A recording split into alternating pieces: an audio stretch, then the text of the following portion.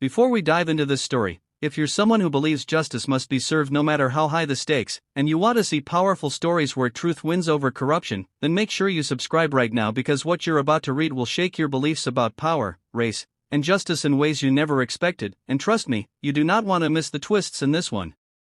On a quiet stretch of the interstate, as the late afternoon sun hung low like molten gold bleeding across the horizon, traffic thinned out until the wide lanes seemed almost deserted, and that was when the flashing blue and red lights cut through the calm, bouncing against the silver body of a sedan driven by a woman whose presence carried an aura of composure that even the roar of engines and authority could not disturb. Because this was no ordinary driver, though at that moment the two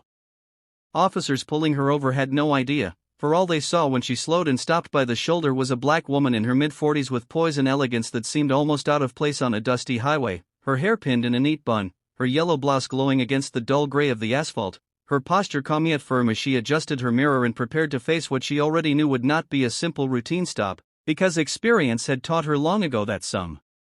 uniforms came with prejudices stitched into the very fabric, and as the first officer stormed toward her window gripping a half-empty wine bottle he claimed to have found near the rear tire, his voice raised with accusations of drinking and recklessness, he failed to notice the steel in her eyes, the measured breathing of someone who had been through tougher battles in courtrooms where words were sharper than bullets. For this woman was Judge Eleanor Grant, one of the youngest federal judges appointed in her district, renowned for dismantling corrupt systems brick by brick, case by case, and while to the officers she was just another motorist to intimidate, to the city she was the looming storm threatening to expose a police department riddled with misconduct, and as the officer yelled, "Admit you've been drinking," waving the bottle theatrically, Eleanor remained silent, her arms crossed, her lips pressed into a thin line that carried centuries of resilience, until the second officer, younger, calmer, and clearly less convinced by his partner's aggression, laid a hand on her arm as though urging restraint, yet the tension in the air was electric, because what neither of them knew was that Eleanor had been on her way to meet a whistleblower, a police sergeant willing to hand over classified evidence of systemic abuse within their department, and her stop here was no coincidence. It was an interception staged to intimidate and delay her, orchestrated by the very chief whose empire was about to crumble, a man who believed fear could silence even the law itself. But Eleanor was no or.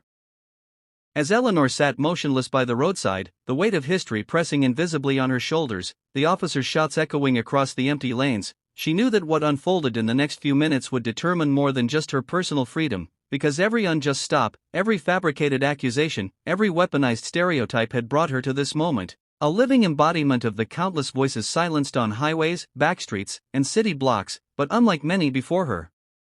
She had both the shield of law and the spotlight of power, though power in the wrong environment could make one a target more than a victor.